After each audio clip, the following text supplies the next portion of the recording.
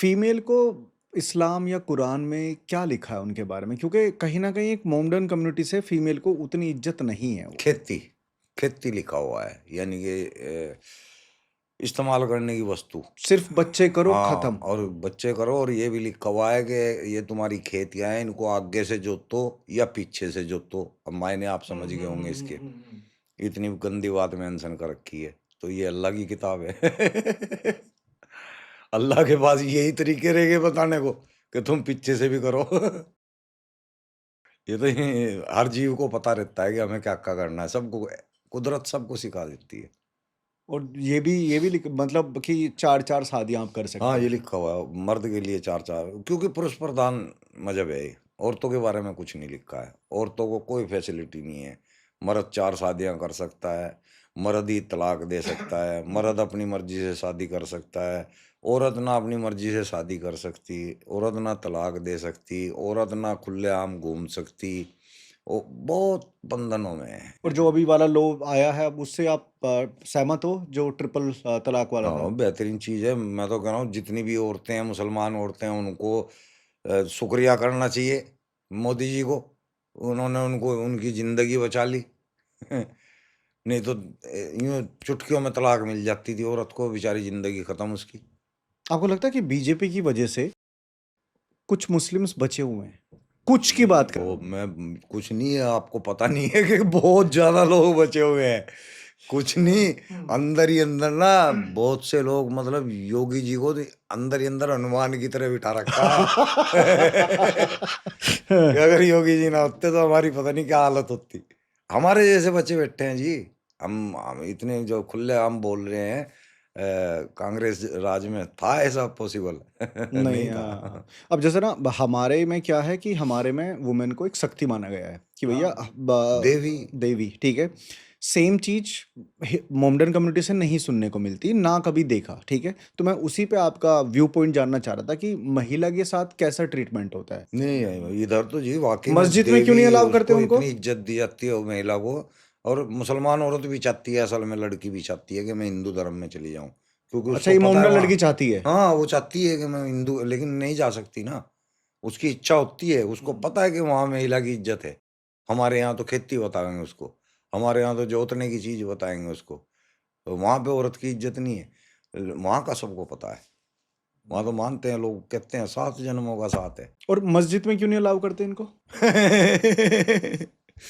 वो एक्चुअली जब नमाज़ पढ़ने के लिए झुकते हैं ना, तो घुटनों पे हाथ रखते हैं। तब पोजीशन खतरनाक आ जाती है। अगर आगे औरत खड़ी होगी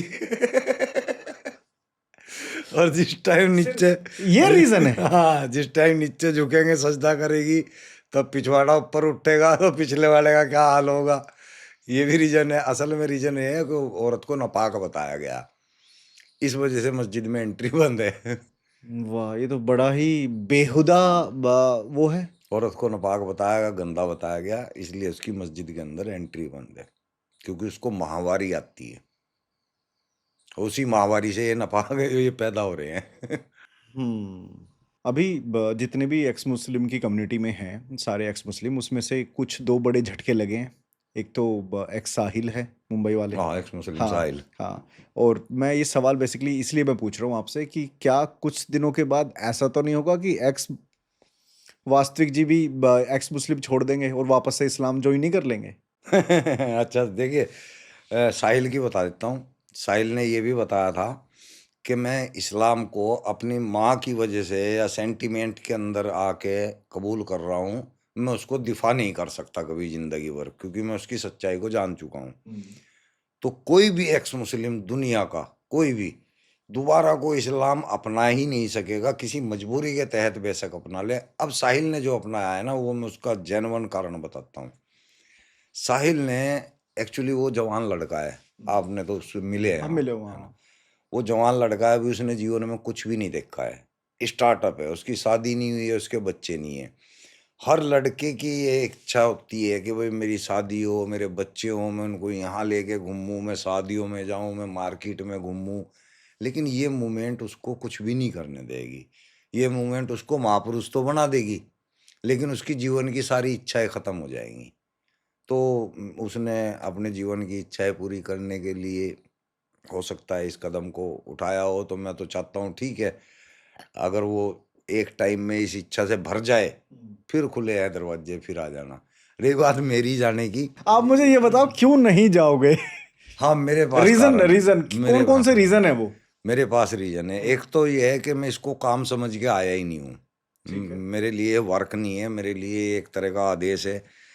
ये कुदरत मुझे चला रही है, मैं खुद नहीं कर रहा इस कार्य को। कुदरत अगर चाहेगी तो मेरे से अपना आप ही बंद करा देगी काम को। कुदरत की मर्जी जब तक रहेगी तब तक मैं इस कार्य को करता रहूँगा, और मेरे को लगता है कि मेरी मौत पे ही ये कार्य ख़त्म होगा।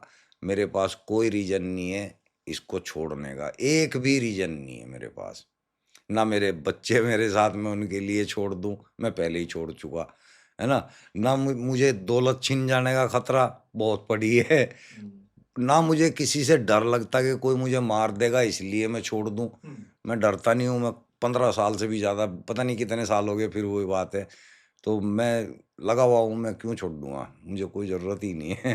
देखो मैं जब तो बोर हो जाऊँगा, पागल हो जाऊँगा अगर मैं इस काम में नहीं रहूँगा, मैं मर जाऊँगा, खत्म हो जाऊँगा। तो आप मतलब जैसे किसी भी इंसान को दुख दर्द आता है तो ना वो कई बार भगवान की शरण में चला जाता है, मैक्सिमम लोग। आप अल्लाह की शरण में जाते हो नहीं, या अल्लाह पे विश्वास ही अपना नहीं आप है? ही मेरे पास है जो भी कुछ है।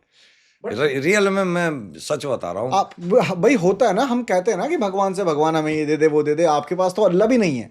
मेरे पास है ना। क्या है आपके पास? जो मेरे पास है पता नहीं किसी और के पास है या नहीं। मुझे सोचने की भी जरूरत नहीं पड़ती कि मेरे को ये चाहिए, वो चीज मेरे पास सोचने से पहले होती है। तो आदमी मांगेगा तब जब उसके पास कुछ नहीं होगा। वाकई में मुझे मांगना ही नहीं पड़ता, अपने आप ऑटोमेटिक, मतलब जो इच्छा सी होती है ना कि ये मुझे करना चाहिए, वो कार्य अपना आप होना स्टार्ट हो जाता है खुद ब खुद। और वो कैसे हो गया मुझे भी नहीं समझ में आता। मैंने कहा ये हो कैसे गया जब मैंने कुछ किया नहीं है। ऐसा होता है मेरे साथ, एक बार नहीं, अब हजारों तो नहीं, सैकड़ों बार ऐसा हो चुका है वैसे। वो ये ना कि ऊपर वाले का हाथ है। 100% है, ऊपर नहीं है, ऊपर कोई नहीं है, सब यही है। आप यहाँ पे भी कई चीजों में देखो वैसे इतनी देर में लोगों को ये तो समझ आ गया कि इस्लाम में क्या लिखा हुआ, कुरान में क्या लिखा हुआ है। मोमडन कम्युनिटी में फीमेल की रिस्पेक्ट नहीं है, वो आपने बता दिया। जब फीमेल की रिस्पेक्ट नहीं है तो आपको लगता है कि रिश्तों की तो वैल्यू ही नहीं है, कि आप कजन कजन कजन में शादी कर देते हो। कर देते हैं, नहीं वो आप कुरान के अंदर ही लिख दिया है तो फिर वो करना पड़ेगा ना। कुरान की सूरह अल-अहज़ाब की आयत नंबर 50 के अंदर है। वहाँ पे कह दिया कि अल्लाह ने कि तुम्हारे मामा की, चाचा की, ताऊ की रिश्ते कौन से रह गए? क्या रिश्ता रह गया फिर? वही तो बहनें हैं। बहुत ही डर्टी ट्रुथ है ये। हाँ, लिखा हुआ है, देख लो। हम ये थोड़ा है कि हम डर्टी हैं या हमने डर्टी बात कह दी, गंदी बात कह दी। लिखा हुआ बताया, आयत बताइए।